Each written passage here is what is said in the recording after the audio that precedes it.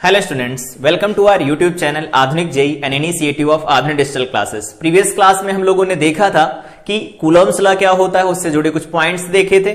फिर बात की थी vector form of Coulomb's law और किसी चार्ज के पर्टिकुलर चार्ज के ऊपर वेरियस चार्ज कितना फोर्स लगाते हैं, उनका अगर रिजल्टेंट निकालना होता तो उसके लिए हम लोगों ने सुपरपोजिशन प्रिंसिपल भी पढ़ा था।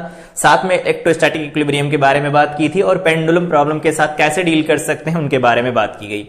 आज की क्लास में हम बात करेंगे कंटिन्यूअस चार्ज डिस्ट्रीब्यूशन, जिसमें हम पढ़ेंगे force due to continuous charge distribution, जिसमें लीनियर चार्ज डिस्ट्रीब्यूशन पढ़ेंगे, सरफेस चार्ज डिस्ट्रीब्यूशन पढ़ेंगे, वॉल्यूम चार्ज डिस्ट्रीब्यूशन पढ़ेंगे और उस पर कुछ क्वेश्चन की प्रैक्टिस करेंगे जो इन कंटिन्यूअस चार्ज डिस्ट्रीब्यूशन पर बेस्ड है। ठीक है, तो आइए स्टार्ट करते हैं आज की क्लास और देखते हैं अपनी first heading, that is linear charge distribution. तो लीनियर चार्ज डिस्ट्रीब्यूशन की अगर थियरी पढ़नी हो तो ये कह सकते हैं कंटिन्यूअसली अगर चार्ज डिस्ट्रीब्यूटेड होता है, अलोंग अ लाइन हो सकता है, ओवर अ कर्व हो सकता है, ओवर सरकमफेरेंस हो सकता है, तो हम कहेंगे कि वहां पर लीनियर चार्ज डिस्ट्रीब्यूशन है। और लीनियर चार्ज डिस्ट्रीब्यूशन अगर इनको बनाया जाए तो ऐसा हम बना सकते हैं, अगर कर्व स्ट्रक्चर है तो ऐसा डिस्ट्रीब्यूट होगा। यहां पर हम लोग पॉजिटिवली चार्ज कर सकते हैं, इसे नेगेटिवली चार्ज कर सकते हैं, जैसा चार्ज करना चाहें। यह ऐसा हो गया। तो यहां पर लीनियर चार्ज डिस्ट्रीब्यूशन है, कैसा? Over curve. ये कर्व के ऊपर डिस्ट्रीब्यूट है, लाइन के अलोंग भी हो सकता है। तो अगर हम यहां पर एक लाइन ड्रॉ करते हैं, इस पर चार्ज का डिस्ट्रीब्यूशन करवाते हैं तो ये पॉजिटिवली चार्ज है। तो यहां पर जो डिस्ट्रीब्यूशन है वो अलोंग ए लाइन है, वहां अलोंग ए कर्व है। अगर बात किया जाए सरकमफेरेंस के बारे में, तो अगर ये कोई सर्किल कंसीडर किया जाए, ये सरकमफेरेंस हो गई इसकी, इस पर डिस्ट्रीब्यूट करवाया जाए चार्ज को, तो यहां पर हम लोग लिख सकते हैं charge is linearly distributed over circumference.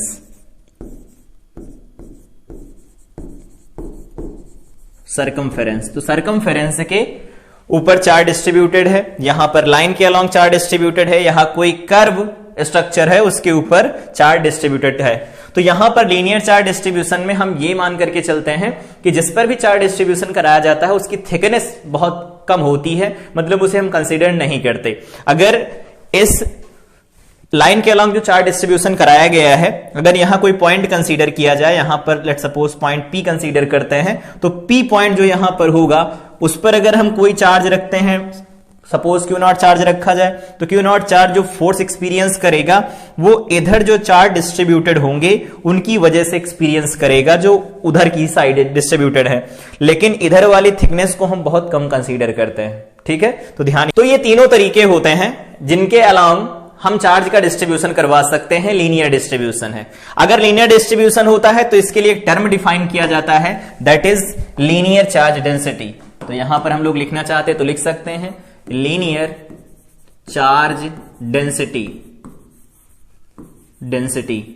Linear charge density क्या होती है, तो इसको डिफाइन किया जाता है, linear charge density is defined as the charge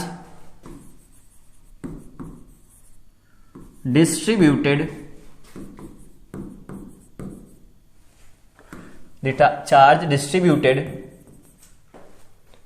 unit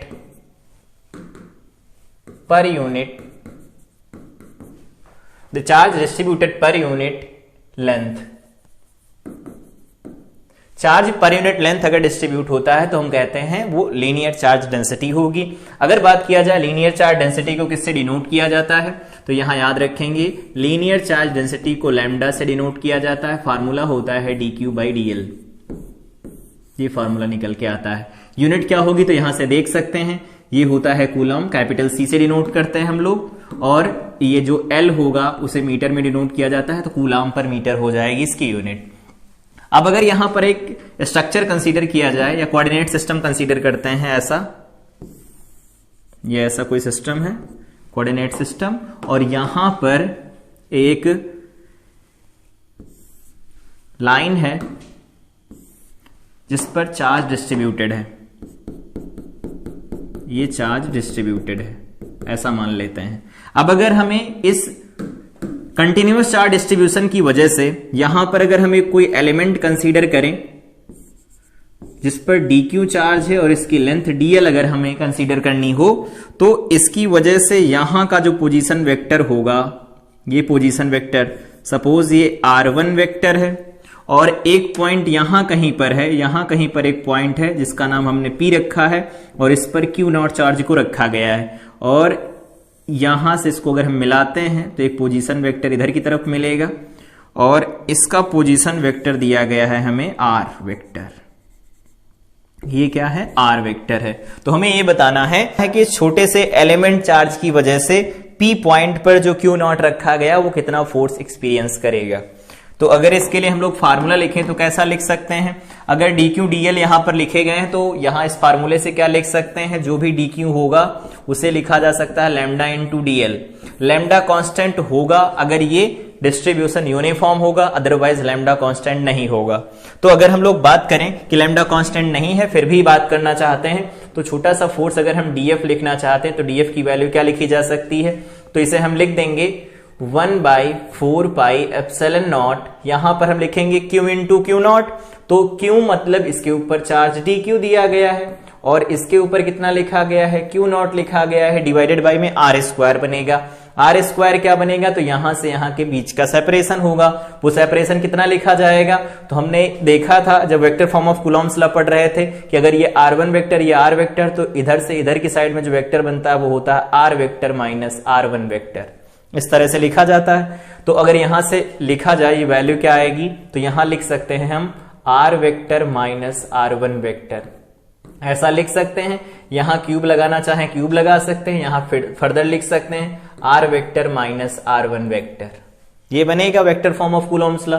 लेकिन अब हमें क्या करना है? df नहीं चाहिए, कंप्लीट वैल्यू चाहिए f की। तो अगर हमें f की कंप्लीट वैल्यू चाहिए तो हमें इसे इंटीग्रेट करना होगा।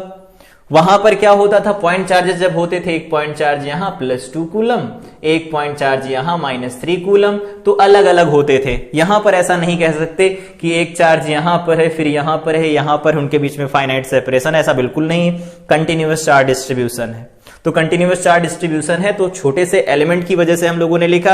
अब अगर इसे कंप्लीट वैल्यू चाहिए हमें f की, तो उसके लिए क्या करना होगा? इसे इंटीग्रेट करना पड़ेगा। इंटीग्रेट करने से पहले हम लोग dq को क्या करते हैं? रिप्लेस कर देते हैं। तो ये वैल्यू बन जाएगी 1/4 पाई एप्सिलॉन नॉट, यहां dq की वैल्यू लैम्डा इंटू dl लिखी जा सकती है, इंटू क्यू नॉट लिख सकते हैं, डिवाइडेड बाय में यहां लिख सकते हैं r vector minus r1 vector, whole cube बनेगा, यहां पर लिख सकते हैं r वेक्टर माइनस का r1 वेक्टर, ऐसा बनेगा। इंटीग्रेट कर देते हैं तो यहां पर f वेक्टर की जो वैल्यू निकल के आएगी, यहां पर कांस्टेंट जो है उनको बाहर निकाल लेते हैं, तो q नॉट कांस्टेंट है और डिवाइडेड बाय में 4 पाई एप्सिलॉन नॉट कांस्टेंट है, इसको बाहर निकाल लेंगे। यहां पर लाइन इंटीग्रल होगा और ये वैल्यू लिखी जाएगी लैम्डा इनटू में हो जाएगा यहां पर dl, डिवाइडेड बाय में बन जाएगा r vector minus r1 vector और ये बन जाएगा होल क्यूब, और यहां हम लिख देंगे r vector minus r1 vector. तो ये हो जाएगा लीनियर चार्ज डिस्ट्रीब्यूशन की वजह से किसी पॉइंट चार्ज पर लगने वाला फोर्स, इस तरह से हम लिखते हैं। यहां पर डेफिनेशन थी कि कैसे कैसे डिस्ट्रीब्यूट हो सकता है चार्ज लीनियरली, और यहां पर उसके बारे में फार्मूला डिस्कस किया गया। उम्मीद है समझ में आया होगा। नेक्स्ट अगर बात किया जाए डिस्ट्रीब्यूशन की, तो that is surface charge distribution. Surface charge distribution कराया जा सकता है किसी पर्टिकुलर एरिया में, या किसी सीट के ऊपर, या किसी मेम्ब्रेन के ऊपर, या किसी फील्ड पर। तो अगर हम लोग बात करें कि कोई पर्टिकुलर फील्ड ले ली जाए, एक सीट ले लेते हैं ऐसी, यहां पर एक सीट कंसीडर की गई है, एक कोई सीट कंसीडर की गई है, इस पर चार्ज डिस्ट्रीब्यूटेड है, यहां पर चार्ज डिस्ट्रीब्यूटेड है, ऐसा ये चार्ज डिस्ट्रीब्यूशन है इसके ऊपर।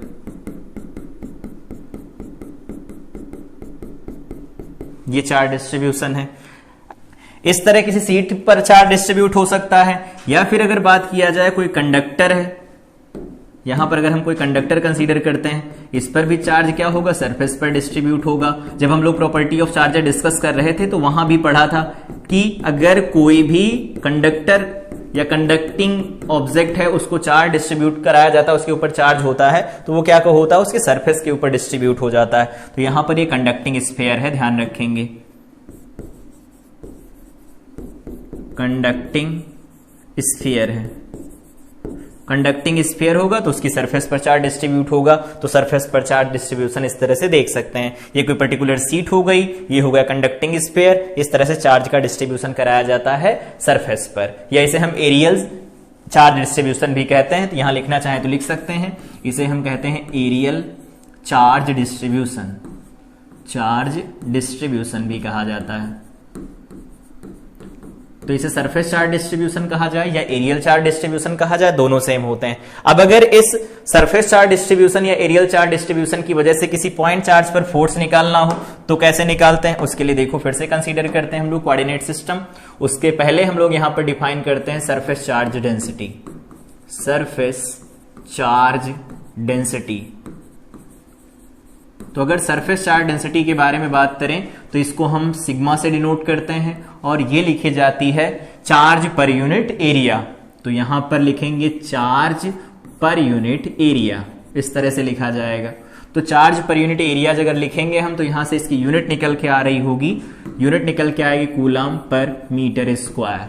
डायमेंशन फार्मूला इसका निकाल सकते हैं, तो ये dQ/dA लिखा जाएगा। अगर यूनिफॉर्म ऑब्जेक्ट होती है जिन पर चार्ज यूनिफॉर्मली डिस्ट्रीब्यूटेड होता है, तो यूनिफॉर्म चार्ज डिस्ट्रीब्यूशन के लिए टोटल डिवाइडेड बाय टोटल लिखा जा सकता है, Q/A लिख सकते हैं डायरेक्ट हम। लेकिन अगर डिस्ट्रीब्यूशन यूनिफॉर्म नहीं होगा तो उसके लिए हम dQ/dA लिखेंगे, छोटा सा एलिमेंट ही लिख सकते हैं। अब अगर यहां पर हम लोग कंसीडर करते हैं कोऑर्डिनेट सिस्टम, जैसा कोई कोऑर्डिनेट सिस्टम कंसीडर किया गया, और यहां पर हम लोग एक सीट कंसीडर करते हैं, ये कोई सीट कंसीडर किया गया, इस पर चार्ज डिस्ट्रीब्यूटेड है,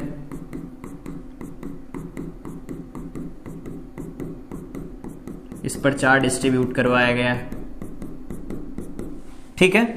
उस यहां पर कंसीडर करते हैं एक छोटा सा स्मॉल एलिमेंट, जिसकी वजह से देखना चाहते हैं इसका जो वेक्टर दिया गया है, यहां पर लिख देते हैं, इस ओरिजिन के रेस्पेक्ट में इसका वेक्टर दिया गया है, वो दिया गया है R1 वेक्टर, ठीक है। और इसकी वजह से हमें यहां कहीं पर एक Q0 चार्ज रखा गया है, उस पर हमें चाहिए लगने वाला फोर्स। तो फोर्स की डायरेक्शन ऑफ कोर्स इधर आएगी, F वेक्टर होगा, और ये जो पोजीशन वेक्टर दिया गया है वो सपोज R वेक्टर है। तो हम जानते हैं ये वाला जो वेक्टर बनता है वो कितना बनता है, R vector minus R1 vector बनता है।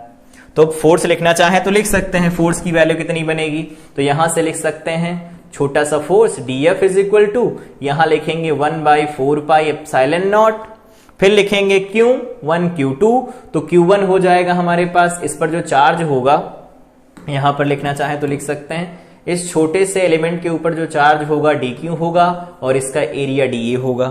तो फार्मूले से हम क्या लिख सकते हैं, अगर dQ की वैल्यू लिखी जाए तो इसे सिग्मा इंटू dA लिखा जा सकता है, ऑफ कोर्स हम लिख सकते हैं ऐसा फार्मूले से। तो dF इज इक्वल टू लिखा जाएगा 1/4πε0, यहां पर क्या लिखना है, dQ इंटू में लिखेंगे Q0, डिवाइडेड बाई में क्या लिखा जाता है, स्क्वायर। स्क्वायर होगा डिस्टेंस का स्क्वायर आएगा R vector minus R1 vector. अगर वेक्टर फॉर्म में लिख रहे हैं तो हम लोग यहाँ क्यूब कर देते हैं, यहां फर्दर लिख देते हैं R vector minus R1 vector, ठीक है। अब अगर हमें चाहिए नेट फोर्स, तो नेट फोर्स के लिए dQ को रिप्लेस कर देते हैं। तो अगर dQ को रिप्लेस करेंगे तो यहां से बनेगा dF vector is equal to 1/4πε0। यहां पर dQ को लिखा जा सकता है सिग्मा इंटू dA, इंटू में यहां Q0 लिख सकते हैं, यहां बन जाएगा R vector minus R1 vector, यहां बनेगा पावर 3, यहां बन जाएगा R vector minus R1 vector, ठीक है। अब क्या करना है, इंटीग्रेट करना है, इंटीग्रेट कर देते हैं। तो यहां से जो F वेक्टर निकल के आएगा हमारे पास, वो इंटीग्रेशन में बाहर क्या क्या निकल के आएगा, तो सिग्मा बाहर नहीं आएगा। अगर डिस्ट्रीब्यूशन यूनिफॉर्म हुआ तब सिग्मा बाहर आएगा, अदरवाइज अंदर रहेगा, तो उसे हम अंदर ही रखते हैं। यहां पर निकल के आएगा Q0 डिवाइडेड बाई में 4πε0। यहां पर सरफेस इंटीग्रल किया जाएगा और ये वैल्यू बन जाएगी हमारे पास sigma into dA divided by में बन जाएगा R vector minus R1 vector, यहां बन जाएगा होल पावर 3, यहां बनेगा R vector minus R1 vector. तो इस तरह से हम निकाल सकते हैं सरफेस चार्ज डिस्ट्रीब्यूशन की वजह से किसी पर्टिकुलर पॉइंट चार्ज पर फोर्स कितना लग रहा होगा, उसका फार्मूला इस तरह से दिया जाता है। तो ये हो गया सरफेस चार्ज डिस्ट्रीब्यूशन की वजह से किसी पॉइंट चार्ज पर फोर्स। यहां पर हम लोगों ने डिस्कस किया किसी लीनियर चार्ज डिस्ट्रीब्यूशन की वजह से किसी पॉइंट चार्ज के ऊपर फोर्स कितना लगता है। यहां पर डेफिनेशन देखी थी, यहां पर हम लोगों ने डेफिनेशन देख ली। अब अगर बात किया जाए थर्ड डिस्ट्रीब्यूशन क्या है, तो वो है वॉल्यूम चार्ज डिस्ट्रीब्यूशन। तो वॉल्यूम चार्ज डिस्ट्रीब्यूशन को कैसे हम समझ सकते हैं, उसके लिए एक फिगर ड्रॉ करते हैं और देखते हैं। यहां पर अगर हम लोग बात करें, यहां पर एक ये ऑब्जेक्ट कंसीडर की गई, इसमें चार्ज इसके वॉल्यूम में डिस्ट्रीब्यूटेड है, इसके वॉल्यूम में चार्ज डिस्ट्रीब्यूटेड है। ये हो गया चार्ज इसके वॉल्यूम में डिस्ट्रीब्यूटेड है, ऐसा है।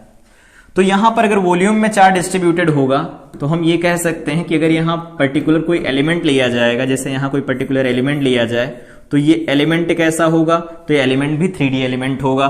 तो इस एलिमेंट का जो चार्ज आएगा वो dq आएगा और इसका जो वॉल्यूम निकल के आएगा वो dv निकल के आएगा। तो इस तरह से क्या किया जाता है, वॉल्यूम में चार्ज को डिस्ट्रीब्यूट करवा सकते हैं। अगर नॉन कंडक्टिंग स्फीयर हो, उसको चार्ज दिया जाए तो वो उसके वॉल्यूम में भी जाता है, अगर कंडक्टिंग होता तो सरफेस पर रहता है। अब अगर बात किया जाए यहां पर वॉल्यूम चार्ज डेंसिटी कैसे डिफाइन करते हैं, तो यहां पर हम लिखते हैं volume charge density. Volume charge density को हम लोग रो से डिनोट करते हैं। ये लिखी जाती है चार्ज पर यूनिट वॉल्यूम, और चार्ज पर यूनिट वॉल्यूम को हम कहते हैं वॉल्यूम चार्ज डेंसिटी।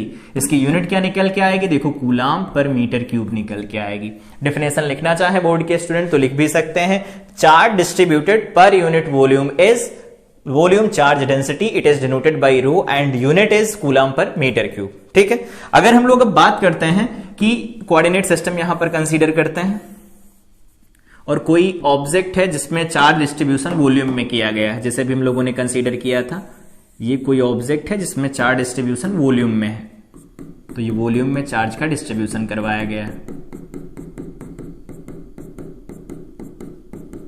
ऐसा है, चार्ज का डिस्ट्रीब्यूशन वॉल्यूम में करवाया गया है। अब अगर हम लोग यहां पर छोटा सा स्मॉल एलिमेंट कंसीडर करते हैं, ये छोटा सा स्मॉल एलिमेंट कंसीडर किया जाए तो ये कैसा होगा, 3D एलिमेंट होगा। और 3D एलिमेंट होने की वजह से यहां पर ये बता देते हैं कि इसका जो पोजीशन वेक्टर दिया गया है यहां पर, वो दिया गया है r1 वेक्टर, और एक कोई पॉइंट चार्ज यहां Q0 सपोज कंसीडर किया जाता है, उसका पोजीशन वेक्टर हमें दे रखा है r वेक्टर।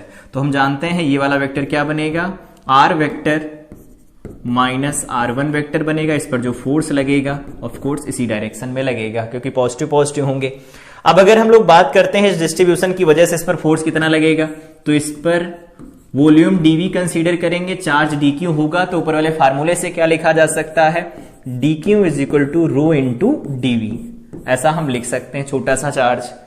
अब अगर इस पर फोर्स चाहिए हमें Q0 के ऊपर, तो हम यहां से क्या लिखेंगे, यहां से हम लोग लिखेंगे छोटा सा force dF vector is equal to 1/4 pi epsilon naught, दोनों के चार्ज, तो यहां पर dq लिखा जाएगा, इनटू में हम यहां Q0 लिखेंगे, डिवाइडेड बाय में r स्क्वायर। r स्क्वायर में क्या लिखेंगे, तो r vector minus r1 vector, यहां पावर 3 लगा देते हैं, यहां लिख देते हैं r vector minus r1 vector. ठीक है। अब अगर हम dq को रिप्लेस कर दें तो dF vector is equal to लिखा जाएगा 1/4 पाई एप्सिलॉन नॉट, यहां पर dq को लिखा जा सकता है रो इंटू dv, यहां पर Q0 लिखा जाएगा, डिवाइडेड बाय में r vector minus r1 vector बन जाएगा, और ये पावर 3 बनेगी, मॉड है, और यहां पर बनेगा r vector minus r1 vector.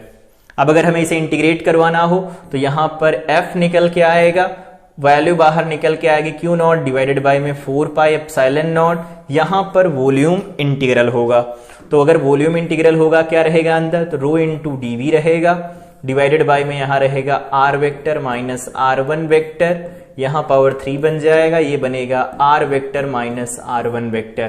तो ये हो जाएगा वॉल्यूम चार्ज डिस्ट्रीब्यूशन की वजह से किसी पॉइंट चार्ज पर लगने वाला फोर्स कैसे कैलकुलेट करते हैं। तो एलिमेंट कंसीडर करेंगे, छोटा सा फोर्स लिखेंगे, फिर उस फोर्स को इंटीग्रेट कर देंगे और कंप्लीट फोर्स की वैल्यू मिल जाएगी हमें। तो ये था वॉल्यूम चार्ज डिस्ट्रीब्यूशन, जिसमें वॉल्यूम चार्ज डेंसिटी को डिफाइन किया गया। किसी डिस्ट्रीब्यूशन की वजह से, वॉल्यूम चार्ज डिस्ट्रीब्यूशन की वजह से किसी पॉइंट चार्ज पर कितना फोर्स लगता है उसका फार्मूला देखा। यहां पर हम लोगों ने डेफिनेशन देखी थी। फिर यहां पर हम लोगों ने सरफेस चार्ज डिस्ट्रीब्यूशन देखा। सरफेस चार्ज डेंसिटी के टर्म में हम लोगों ने डिफाइन किया किसी पॉइंट चार्ज पर लगने वाला फोर्स। यहां पर हम लोगों ने बात किया लीनियर चार्ज डेंसिटी के बारे में और लीनियर चार्ज डिस्ट्रीब्यूशन की वजह से किसी पॉइंट चार्ज पर फोर्स कितना लगता है। अब हम लोग आगे बात करते हैं कुछ क्वेश्चन के बारे में। जैसे पहला क्वेश्चन लिखा गया है, a point charge small q is situated at a distance r on axis from one end of thin conducting rod of length l having charge q uniformly distributed along its length। ठीक है, ये कोई rod है, इसके ऊपर capital Q charge uniformly distributed है जिसकी length L है और उससे एक्सियल पोजीशन पर r डिस्टेंस पर एक पॉइंट चार्ज Q कंसीडर किया गया है। क्वेश्चन है find the force on point charge Q due to uniformly charged conducting rod. जो ये रॉड है इसके ऊपर जो चार्ज डिस्ट्रीब्यूटेड है, हम यहां पर कितना लिख सकते हैं फोर्स जो कि Q नॉट एक्सपीरियंस करेगा इस रॉड की वजह से। ठीक, तो अगर इसे हम लगाना चाहें तो हम डायरेक्ट यहां पर कूलम्ब्स नहीं लगा सकते। रीजन ये है कि यहां पर जो चार्ज का डिस्ट्रीब्यूशन होगा इस रॉड के ऊपर वो यूनिफॉर्मली होगा। यहां पर जो चार्ज होगा वो इसके ऊपर ज्यादा फोर्स लगाएगा, इस एंड पर जो चार्ज होगा इसके ऊपर कम फोर्स लगाएगा। तो यहां पर चार्ज जो है वो डिस्टेंस के साथ वेरी कर रहा है और चार्ज अगर डिस्टेंस के साथ वेरी कर रहा है तो हम कहेंगे यहां पर चार्जेस का डिस्ट्रीब्यूशन तो कंटिन्यूअस है ही, तो डायरेक्ट हम कूलम्ब्स लॉ नहीं लगा सकते। अब अगर हमें इसे सॉल्व करना हो कि कितना फोर्स लग रहा होगा Q के ऊपर, स्मॉल q के ऊपर, तो उसके लिए हमें क्या करना होगा, एक छोटा सा एलिमेंट कंसीडर करना होगा। अगर हम लोग छोटा सा एलिमेंट कंसीडर करें, सपोज यहां पर एक छोटा सा एलिमेंट कंसीडर किया गया जिसकी लेंथ जो है वो dx है और यहां से इसकी डिस्टेंस जो दे रखी है वो x है, ये ऐसा है। एक छोटा सा एलिमेंट कंसीडर किया गया dx जिसकी यहां से डिस्टेंस जो लिखी गई है वो x है। अब अगर यहां पर जो छोटा सा एलिमेंट कंसीडर किया है हम लोगों ने, इसके ऊपर अगर हम चार्ज लिखना चाहें तो क्या लिख सकते हैं, तो dq इज इक्वल टू हम लैम्डा इंटू dl लिखते हैं या लैम्डा इंटू dx लिखते हैं। यहां पर लैम्डा जो होगा वो क्या लिखा जाएगा, तो यहां पर लैम्डा की वैल्यू हम लिख सकते हैं capital Q by L। Reason क्या है, यूनिफॉर्मली डिस्ट्रीब्यूटेड होता है अगर चार्ज, तो हमने कहा था लैम्डा कांस्टेंट रहता है, टोटल डिवाइडेड बाई टोटल लिखा जा सकता है, total charge divided by total length. तो यहां पर अगर हम लैम्डा की वैल्यू लिखें तो Q डिवाइडेड बाई L लिखी जा सकती है, इनटू में यहां पर हम dx लिख सकते हैं। तो ये छोटा सा चार्ज निकल के आएगा। अब अगर हमें लिखना हो फोर्स कि छोटे से एलिमेंट और इस Q के बीच में कितना फोर्स काम कर रहा होगा, तो dF काम कर रहा होगा, उसे लिखेंगे 1/4 पाई एप्सिलॉन नॉट। और यहां पर क्या लिखा जा सकता है, तो लिखेंगे dQ इनटू में यहां पर लिखेंगे Q डिवाइडेड बाय में क्या बन जाएगा, x स्क्वायर बन जाएगा। तो इस छोटे से स्मॉल एलिमेंट की वजह से, इस स्मॉल एलिमेंट की वजह से जो फोर्स लगेगा वो इतना लिखा जाएगा। अब हमें क्या करना है, dQ की वैल्यू रखनी है और इसे इंटीग्रेट कर देना है। तो नेक्स्ट पेज पर चलते हैं। हमारे पास एक्सप्रेशन निकल के आया है dF का 1/4 pi epsilon not small q लिखकर चलते हैं। यहां पर हो जाएगा dQ और dQ की वैल्यू हमारे पास कितनी निकल के आई है, तो dQ की वैल्यू अगर हम यहां से देखें तो कितनी निकाली, capital Q by L into dx। तो यहां लिख देते हैं capital Q by L into dx और यहां पर Q लिखा जाएगा, डिवाइडेड बाई में क्या लिखेंगे, x स्क्वायर लिखेंगे। अब यहां से जो वैल्यू निकल के आ रही वो देखो कितनी बन रही है, स्मॉल k बन जाएगा, यहां पर Q बन जाएगा, डिवाइडेड बाय में ये वैल्यू लिखी जाएगी small q into dx, divided by में यहां लिखा जाएगा L into x square, L into x square. हमें क्या करना है, कंप्लीट वैल्यू चाहिए फोर्स की जो ये यूनिफॉर्म चार्ज रॉड जो है ये लगाएगी Q के ऊपर। तो क्या करना होगा, हमें देखना होगा कि x शुरू कहां से हो रहा है। तो अगर सबसे पहले बात किया जाए कि x शुरू कहां से हो रहा है, तो x की वैल्यू यहां से शुरू हो रही, इस एंड से x शुरू हो रहा है, तो इस एंड पर x की वैल्यू कितनी है, तो वो r के बराबर है। लास्ट वाला एलिमेंट जो मिलेगा हमें यहां इस पार्ट, इस सबसे किनारे मिलेगा, इस एंड पर मिलेगा और यहां से यहां तक की डिस्टेंस जो लिखी जाएगी वो लिखी जाएगी r से r प्लस एल तक। तो ये हो जाएगा r, ये l बनेगा तो r प्लस एल लगेगा। तो जो स्मॉल एलिमेंट मिलेगा, सबसे छोटा एलिमेंट जो मिलेगा वो कहां पर मिलेगा, r पर मिलेगा। और या फिर ऐसे हम इसे लिखना चाहें तो लिख सकते हैं कि जो x की लिमिट लग रही है तो x मिनिमम जो हमारे पास होगा वो तो r होगा और x मैक्सिमम जो निकल के आएगा वो क्या होगा, r प्लस एल लिखा जाएगा। तो ये हमें लिमिट लगानी है इंटीग्रेशन के ऊपर।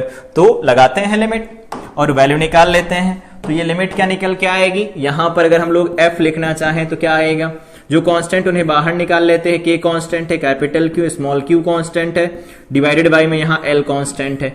यहां बन जाएगा 1/x² इंटू dx। लिमिट कहां से कहां तक लगेगी, तो लिमिट लगेगी r से लगा करके, या ऐसे लिख देते हैं x is equal to r से लगा करके x is equal to r plus l तक लगेगी लिमिट। अब हमें इसको इंटीग्रेट करना है। इंटीग्रेशन का फार्मूला अगर नहीं आता तो यहां पर देख सकते हैं, हम लोगों ने पहले ही बात की थी कि जो भी फर्स्ट ईयर की चीजें यहां पर यूज होंगी उनको डिटेल बात की जाएगी उनके ऊपर। तो ऐसे कह देते हैं, ये फार्मूला लिखा है x to the power n, यहां पर लिखा है dx। तो जब कभी भी ऐसा इंटीग्रेशन दिया हो तो क्या करते हैं, x की जो पावर है उसमें एक बढ़ा दिया जाता है और जो भी निकल के आता है पावर में उससे डिवाइड कर देते हैं, साथ में प्लस सी लगा देते हैं। इनडेफिनिट होता है, डेफिनिट होता है तो सी अपने आप कैंसिल हो जाता है। अगर इस पर लिमिट रखनी हो, जैसे सपोज यहां पर x² लिखा है, dx लिखा है, लिमिट लगानी है 1 से लगा करके 2 तक।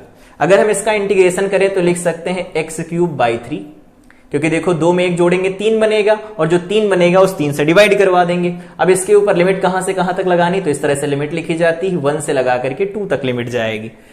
लिखना कैसे होता है, तो ऐसे लिखते हैं, यहां पर लिखा है x की पावर 3/3 और यहां पर लिखा जाएगा x की पावर 3/3। 2 बार लिखना है और उनके बीच में माइनस लगा देना है। पहले x की जगह अपर लिमिट रख देना और दूसरे x की जगह पर लोअर लिमिट रख देना, तो ये 1 बन जाएगा। फर्दर अगर इसे हम सॉल्व कर लेंगे तो हमें ये वैल्यू मिल जाएगी। ठीक है, तो यहां से रख सकते हैं, देखेंगे 8/3 बन रहा, 1/3 बन रहा, ये 7/3 वैल्यू निकल के आ रही होगी। तो इस तरह से इंटीग्रेशन करते हैं और इस तरह से लिमिट लगाते हैं। उम्मीद है समझ में आया होगा। अब अगर हम लोग इसका इंटीग्रेशन करें तो इस तरह से तो यह है नहीं, बदल लेते हैं इसे। तो f इज इक्वल टू क्या लिखा जा सकता है, small q capital Q into Q divided by में l होगा। ये लिखा 1/x²। अगर हम इसे ऊपर लेकर के जाएं, इसकी लिमिट लगा लेते हैं, x is equal to r से लगा करके x is equal to r plus l। तो अगर ये ऊपर जाएगा तो बनेगा x की पावर -2 इंटू dx बन जाएगा। अब कर देते हैं इसे इंटीग्रेट। तो इंटीग्रेट करेंगे तो वैल्यू मिल जाएगी capital Q small q capital Q small q divided by में बन जाएगा यहां पर l। अब अगर x टू द पावर -2 को देखें तो इसी फॉर्म में बन गया है, तो इसका इंटीग्रेशन आएगा। देखो x टू द पावर -2 लिखा है, क्या करना है, इसमें +1 ऐड करना है, जो भी ऊपर आ रहा है उसको दोबारा से यहां लिख देना है और इसके ऊपर लिमिट लगा देनी है। तो यहां पर x की लिमिट कहां से कहां तक जाएगी, x is equal to r से लगा करके x is equal to r plus l तक जाएगी ये लिमिट। अब हमें क्या करना है, देखना है क्या बनेगा। तो -2 + 1 -1 बनेगा और यहां पर वैल्यू -2 + 1 -1 बनेगा। तो x टू द पावर -1 क्या होगा, 1/x लिख सकते हैं और यहां से माइनस निकल के आएगा, तो इसका इंटीग्रेशन होगा -1/x। तो हम यहां से वैल्यू लिख सकते हैं f is equal to small k capital Q small q divided by में l। ये वैल्यू लिखी जा सकती है -1/x इंटू में क्या लिख सकते हैं, या लिमिट इसकी पहले लगा लेते हैं, x is equal to r से लगा करके x is equal to r plus l। तो ये बन जाएगा हमारे पास एक्सप्रेशन। माइनस को चाहे थोड़ी देर के लिए बाहर निकाल सकते हैं, अदरवाइज ऐसे ही रखने देते हैं। तो ये वैल्यू क्या बनेगी हमारे पास, तो ये वैल्यू बन जाएगी f is equal to small k यहां पर capital Q small q divided by में l बनेगा। यहां पर हमारे पास वैल्यू लिखी गई है -1 कुछ लिखा गया है, x है यहां पर, फिर माइनस साइन लगाएंगे, फिर -1 में क्या लिखा गया है, ये x लिखा गया। ये माइनस, ये इंटीग्रेशन वाला माइनस होता है, ये माइनस पहले से चल रहा है। तो अगर इसे लिखेंगे तो क्या लिखेंगे, यहां पर अपर लिमिट लिखी जाती तो यहां r प्लस l लिख देंगे, यहां लोअर लिमिट लिखी जाती तो यहां r लिख देंगे। अब देखते हैं क्या बनता है। तो f इज इक्वल टू निकल के आएगा k into capital Q divided by में l बनेगा। यहां पर देखो माइनस माइनस प्लस, तो ये 1/r बन जाएगा, -1/r प्लस l बन जाएगा।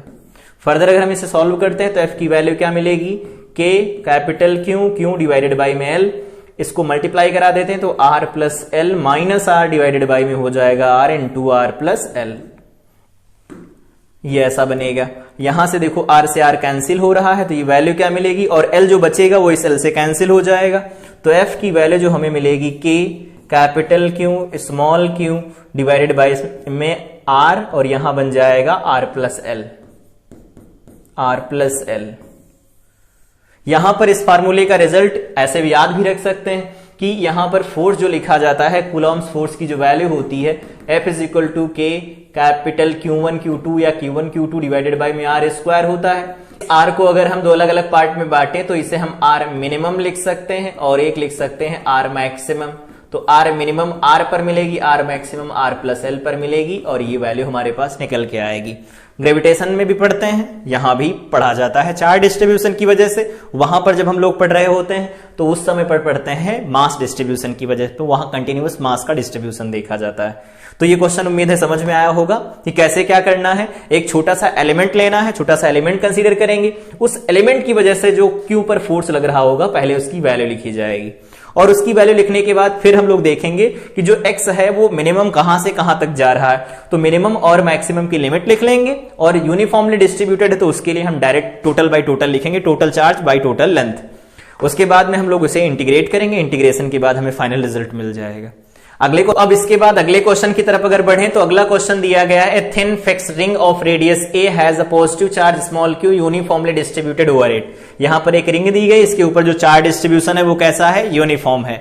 अगर यहां पर बात किया जाए आगे तो कह रहे हैं एक पार्टिकल है जिसका मास m है, उसके ऊपर नेगेटिव चार्ज है, उसका मैग्नीट्यूड कैपिटल Q है, वो उसके सेंटर से x डिस्टेंस पर रखा गया है। तो कह रहे हैं कि जो माइनस क्यू होगा अगर वो मोशन में आता है तो वो कैसा मोशन करेगा, तो कह रहे हैं कि बताओ वो अप्रोक्सीमेट SHM होगा और उसका जो टाइम पीरियड होगा वो हमें कैलकुलेट करना है, ऑसिलेशन का टाइम पीरियड कितना होगा।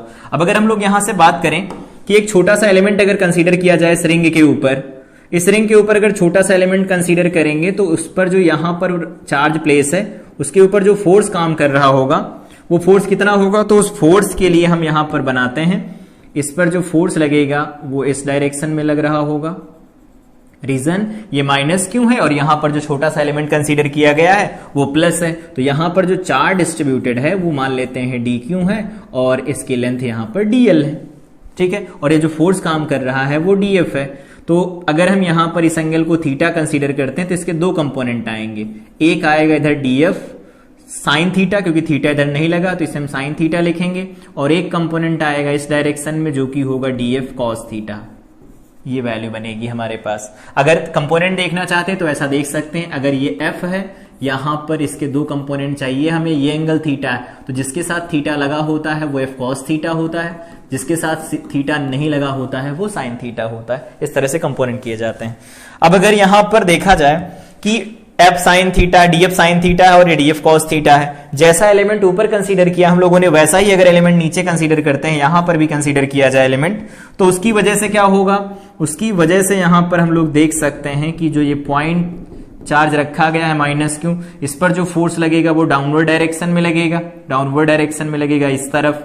तो अगर इस तरफ इस पर फोर्स लगेगा डी एफ तो इसके भी दो कंपोनेंट आएंगे, एक इधर आएगा डी एफ साइन थीटा, क्योंकि अगर ऊपर थीटा तो नीचे भी थीटा बनेगा, तो इसका एक दूसरा कंपोनेंट इधर आएगा डी एफ, यहां पर क्या बनेगा कॉस थीटा बन जाएगा। तो डी एफ कॉस थीटा जो ऊपर वाला एलिमेंट लिया था और नीचे जो डी एफ कॉस थीटा का एलिमेंट आ रहा है वो दोनों सेम डायरेक्शन में आ रहे हैं, लेकिन ऊपर वाले एलिमेंट का डी एफ साइन थीटा और नीचे वाले एलिमेंट का डी एफ साइन थीटा दोनों अपोजिट डायरेक्शन में आ रहे हैं। मतलब क्या है, ये दोनों कैंसिल हो जाएंगे, तो जो नेट फोर्स लिखा जाएगा वो डी एफ कॉस थीटा लिखा जाएगा।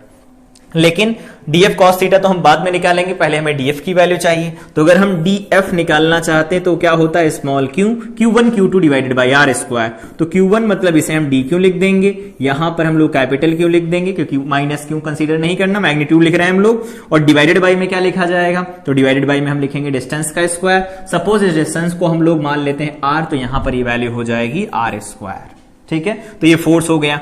अब अगर हम लोग लिखते हैं कि यहां पर जो फोर्स निकल के आएगा एफ, वो काम कैसे कर रहा होगा, तो अगर देखा जाए कि ये पार्टिकल एसएचएम करेगा या नहीं करेगा, तो ये ऐसा देख लेते हैं कि जब ये अंदर की तरफ बढ़ेगा, उसके सेंटर की तरफ बढ़ेगा, सेंटर अगर हम मीन पोजीशन कंसीडर करते हैं तो सेंटर के अबाउट ये क्या कर रहा होगा, एसएचएम करेगा।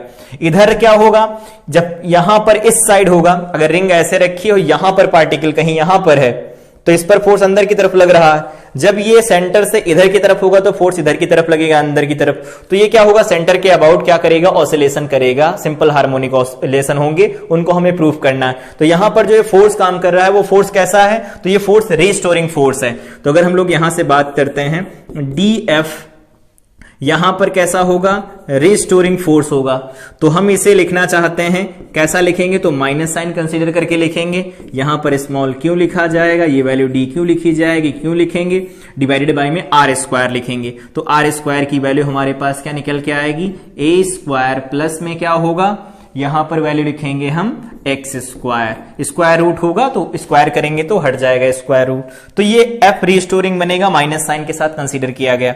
अब अगर हम लोग यहां पर एफ रीस्टोरिंग फोर्स की वैल्यू निकालना चाहें तो एफ रीस्टोरिंग फोर्स जो बन रहा होगा वो कितना बनेगा, तो उसको हम लिख सकते हैं यहां पर माइनस साइन, यहां इंटीग्रेशन लगा सकते हैं, क्यू बन जाएगा, यहां पर डी क्यू लिखा जाएगा, ये कैपिटल क्यू होगा, डिवाइडेड बाई में क्या लिख सकते हैं, तो डिवाइडेड बाई में लिखा जाएगा हमारे पास ए स्क्वायर प्लस एक्स स्क्वायर बनेगा, तो इसे लिख सकते हैं ए स्क्वायर प्लस एक्स स्क्वायर। ठीक है, अब हमें क्या करना है, ये तो डीएफ छोटा सा था, अगर हमें एफ चाहिए तो उसका कॉस थीटा कंपोनेंट आ रहा, तो अगर कॉस थीटा होगा तो यहां पर कॉस थीटा की वैल्यू लिख सकते हैं एक्स डिवाइडेड बाई आर, तो ये बन जाएगा एक्स डिवाइडेड बाई में आर की वैल्यू पहले से हम लोगों को पता है, ए स्क्वायर प्लस एक्स स्क्वायर का स्क्वायर रूट बनेगा। इसे फर्दर हम लोग सॉल्व करते हैं तो एफ रीस्टोरिंग फोर्स जो हमारे पास निकल के आएगा माइनस, यहां पर जो वैल्यू कांस्टेंट उनको बाहर निकाल लेते हैं, क्यू है, कैपिटल क्यू हमारे पास दिया गया है, ये वैल्यू हमारे पास कांस्टेंट निकल के आएंगी, और साथ में ये वैल्यू जो होगी डी क्यू, इसको यहां अंदर ही लिख देते हैं, और x जो होगा वो बाहर निकाल लेते हैं, और डिवाइडेड बाई में क्या होगा, तो ये हो जाएगा ए स्क्वायर प्लस एक्स स्क्वायर, यहां पर पावर बनेगी 3.5। ठीक है, अब अगर हम लोग इस डी क्यू के रेस्पेक्ट में इसे इंटीग्रेट करते हैं तो क्या मिलेगा हमें, तो यहां पर इंटीग्रेशन किसका होगा, डी क्यू का होगा, और डी क्यू के ऊपर इंटीग्रेशन अगर हम कराएंगे तो डी क्यू का मतलब छोटे छोटे चार्ज जो है जोड़ना है, तो छोटे छोटे चार्जों को अगर जोड़ेंगे तो वो कैपिटल स्मॉल क्यू के बराबर आएंगे, क्योंकि उन्होंने पहले ही बोल दिया था कि जिसके ऊपर टोटल चार्ज है वो क्यों है। तो ये वैल्यू हमारे पास निकल के आ रही, तो एफ रीस्टोरिंग फोर्स जो हमारे पास निकल के आएगा माइनस क्यू कैपिटल क्यू, यहां पर बन जाएगा स्मॉल क्यू डिवाइडेड बाई, ये स्मॉल क्यू बनेगा इंटीग्रेशन में, यहां पर आ जाएगा ए स्क्वायर प्लस एक्स स्क्वायर की पावर 3.5, यहां पर बन जाएगा इनटू में एक्स, ये वैल्यू हमारे पास निकल के आ रही है। अगर हम इसको फर्दर सॉल्व कर देते हैं तो क्या मिलेगा, हमें मिलेगी वैल्यू एफ जो रीस्टोरिंग हमें मिल रहा है माइनस मिलेगा के, यहां पर value capital Q divided by में मिल जाएगा ए स्क्वायर प्लस एक्स स्क्वायर, यहां पर पावर 3.5 लिखी, यहां पर एक्स लिखा गया है। अगर हम F equal to M A लगा लेते हैं, उन्होंने मास दे रखा है पहले से, तो माइनस क्यू ये बनेगा स्मॉल क्यू डिवाइडेड बाय में ए स्क्वायर प्लस एक्स स्क्वायर, और पावर बन जाएगी 3.5 इंटू एक्स बनेगा। अगर ए को हम कैलकुलेट करें तो माइनस का स्मॉल के बनेगा, capital Q small Q divided by में ए स्क्वायर प्लस एक्स स्क्वायर, यहां बन जाएगा 3.5, यहां पर m लिख देंगे, इंटू एक्स लिखा जाएगा। ये हमारे पास जानी पहचानी इक्वेशन है। क्या है इक्वेशन, हम लोगों को पता है a इज इक्वल टू होता है माइनस ओमेगा स्क्वायर एक्स। अगर x डिस्प्लेसमेंट होता है तो अगर पार्टिकल SHM परफॉर्म करता है उसके लिए इक्वेशन लिखी जाती है a is equal to minus omega square X. अब अगर इससे हम कंपेयर करते हैं तो यहां से हमारे पास ओमेगा की वैल्यू कितनी मिलेगी, तो ओमेगा की वैल्यू क्या लिख सकते हैं हम लोग, स्मॉल के, यहां पर कैपिटल क्यू, यहां स्मॉल क्यू लिख सकते हैं, डिवाइडेड बाय में लिखा जाएगा m, यहां पर लिखेंगे a square plus x square, power यहां पर 3/2 लिखी जा सकती है। तो ये ओमेगा की वैल्यू आएगी, और ओमेगा की वैल्यू है तो इसके ऊपर हम स्क्वायर रूट अलग से लगा के रखेंगे। अब अगर ये ओमेगा की वैल्यू, तो हम जानते हैं ओमेगा इज इक्वल टू क्या होता है, 2π/t होता है, लेकिन हम क्या करते हैं ओमेगा की वैल्यू को थोड़ा छोटा कर लेते हैं। ये वैल्यू कैसी बन जाएगी, तो स्मॉल के capital Q small Q divided by में यहां पर बन जाएगा m इंटू, यहां पर हम लिखते हैं a स्क्वायर। हम लोगों ने अभी देखा यहां पर क्वेश्चन में दे रखा है कि x क्या है, बहुत ज्यादा कम है a से, तो अगर x बहुत कम है a से तो यहां पर ऐसा कहा जा सकता है ना, x square will be negligible, will be negligible. और अगर ये नेग्लिजिबल हुआ तो हम क्या करेंगे, एक्स स्क्वायर को हम नेग्लेक्ट कर देंगे ए स्क्वायर के कंपैरिजन में, तो यहां पर वैल्यू मिल जाएगी 3/2, और इसको हम फर्दर सॉल्व करते हैं तो small Q capital Q divided by में बन जाएगा ma³ बनेगा। ठीक है, अगर ये वैल्यू मिली हमें 2π/t लिखना है तो 2π/t लिखेंगे, ये वैल्यू आ जाएगी Q capital Q divided by में m, यहां पर बन जाएगा a³।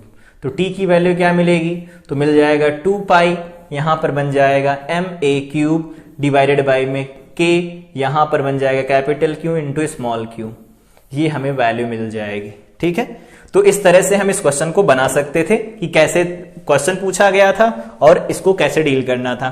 तो छोटा, तो इसको अगर हमें सॉल्व करना हो तो हम यहां पर एक छोटा सा एलिमेंट कंसीडर करेंगे और उस छोटे से एलिमेंट की वजह से जो फोर्स बन रहा होगा उस फोर्स को लिखेंगे, फिर नेट फोर्स की वैल्यू निकालेंगे और देखेंगे नेट फोर्स क्या है, यहां रिस्टोरिंग फोर्स की तरह काम कर रहा है। और फिर इक्वेशन देखेंगे, यहां पर ये क्या है, इक्वेशन की एसएचएम की इक्वेशन आ रही है, तो ये एसएचएम की इक्वेशन से मिल रही इक्वेशन थी, तो हम लोगों ने कहा कि जो पार्टिकल होगा वो एसएचएम परफॉर्म कर रहा होगा अगर एक्स की वैल्यू बहुत कम है।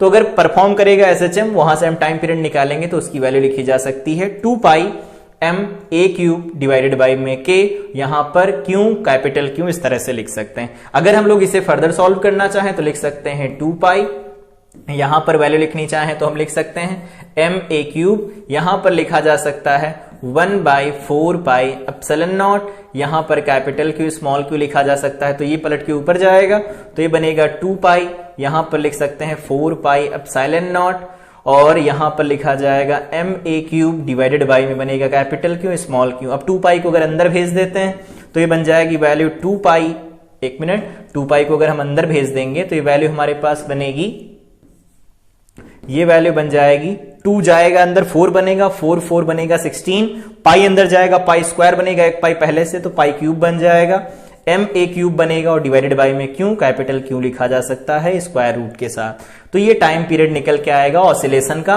कि अगर ये चार्ज पार्टिकल को हम थोड़ा सा डिस्प्लेस करते हैं इसके सेंटर से तो क्या करेगा, ये एसएचएम परफॉर्म करेगा। तो ये था इसका टाइम पीरियड कैसे कैलकुलेट किया जाता है उसका तरीका, और सिंपल हार्मोनिक मोशन क्या होता है उसके बारे में थोड़ी बात की गई।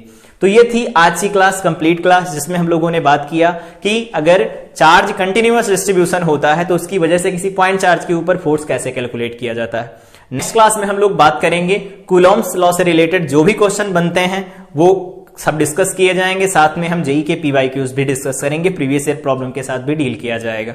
तो मिलते हैं अगली